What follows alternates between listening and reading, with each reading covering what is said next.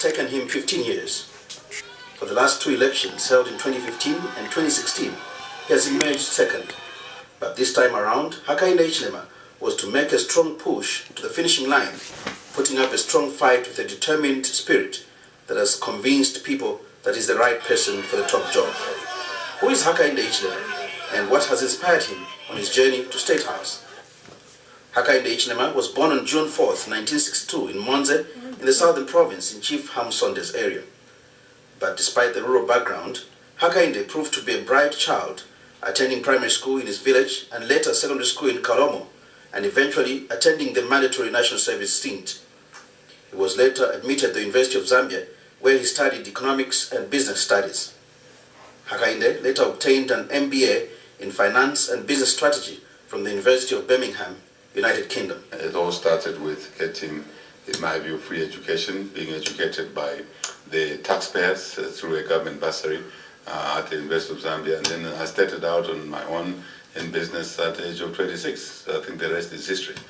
We've been fortunate, we've been blessed by God, and that's why we want to support other citizens by taking public office so that we can give them the opportunity to do even much better than what we've done. What is important is the opportunity. That opportunity will come only through good leadership. And this country is short of good leadership. As we sit here today, you can see the state of our economy. Popularly known as HH in political circles, Hakainde served as Chief Executive Officer of Coopers and Librand, and later as CEO for Cooper's successor, Grant Thornton. He has massive experience in business with wide experience in Zambia, Southern Africa, and the UK at operational and management levels. He has chaired numerous boards of management, both abroad and in Zambia. His entrepreneurial skills are renowned. He stands out as the richest president Zambia has ever had. His investments range from farming, ranching, and real estates, with his first plot bought in Kalingalinga in Lusaka from his second salary from his first job at Coopers and Librand.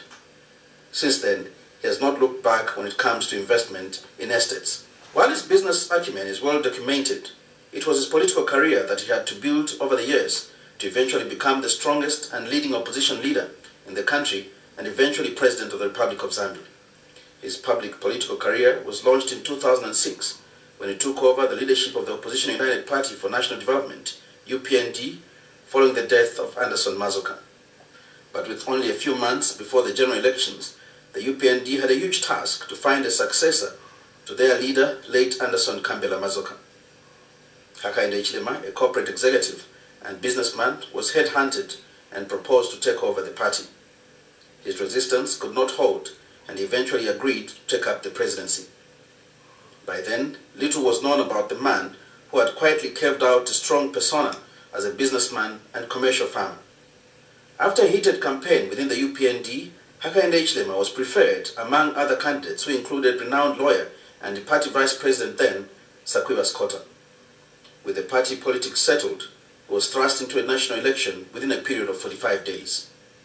This time, he was a candidate for an alliance called the United Democratic Alliance, UDA, that included the Opposition Forum for Democracy and Development, FDD, and UNIP. At the age of 42, Hakainde was picked to contest the general elections set for September 2006 as the alliance candidate. Thrown into the deep end, he still had to do the best that he could. See resilience in the eyes of the Zambian people, but the people of Zambia need to be liberated from economic enslavement. And we in the UDA will liberate the people of Zambia. So I'm very happy to see you here in Mbara. We in the UDA have a different style. We recognize the people who are our masters. We are the servants of the people, unlike our friends in the MMD. So we recognize you first before we recognize ourselves. We in the UDA will make sure that our children, our families are able to put food on the table every day, 3 meals in a day. Before long, and before he could fully settle, his party was faced with another general election in 2008, following the death of Republican President Levi Mwanawasa. In less than 2 years, he again had a task to mobilize the party and convince the voters to elect him and the UPND. He did not have the 5-year luxury to mobilize resources and canvass for votes from Zambians. We want to make sure that the people of Zambia have food. And I'm a farmer. Some of these presidential candidates don't even understand what farming is. We want to put community deep tanks in the villages so that we can fight cattle diseases. Zambia, we want to bring veterinary officers where they used to be, in those camps, as it was under the Kaunda days.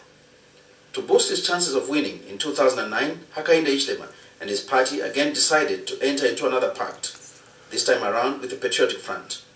But the pact collapsed in 2011 before it could achieve its purpose of unseating the MMD, and the UPND was on its own again. Hakainde explained then that the pact failed because of differences in economic and social programs, as well as lack of unity.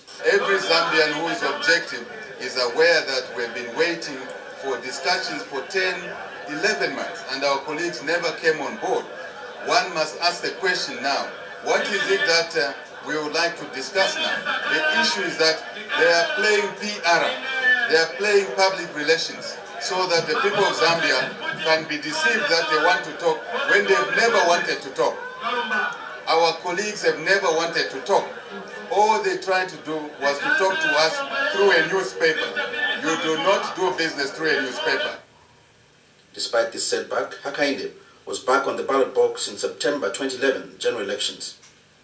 But it was the PF and the late Michael Sata that managed to win the polls and form government.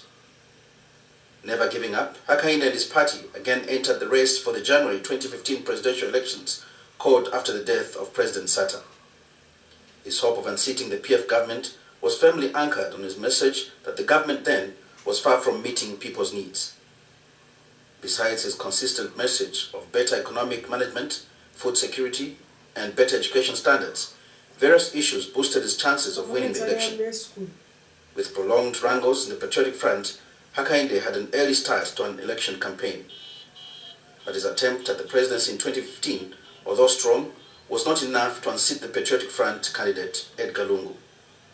He lost the election by a narrow margin of 27,757 votes, which was less than 2%.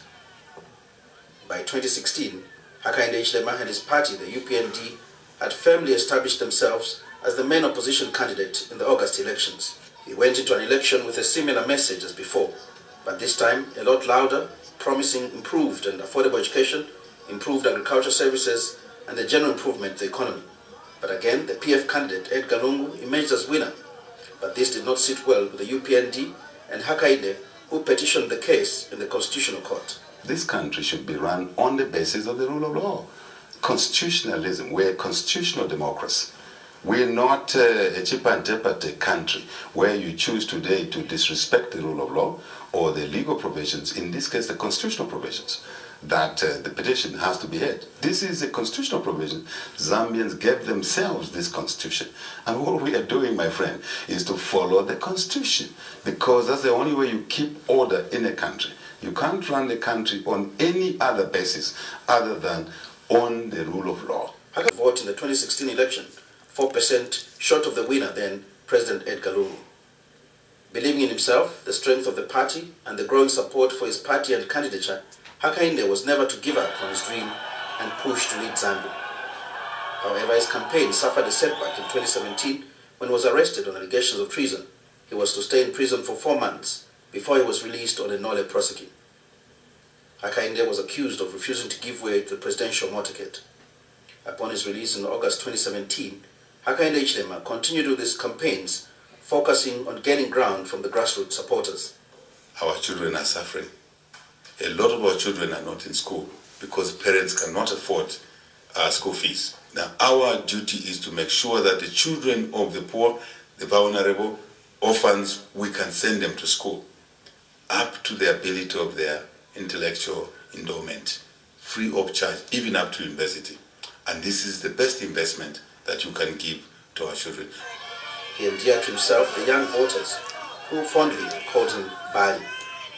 His campaign trails were, however, not without frustrations, as oftentimes he had to deal with restrictions in relation to the Public Order Act. Today, Hakainde walks to State House with confidence and a blueprint to move the country forward. He brings to the table his business experience to try and boost the economy. His has been a long journey to the presidency and a promise of selflessness and service to the people.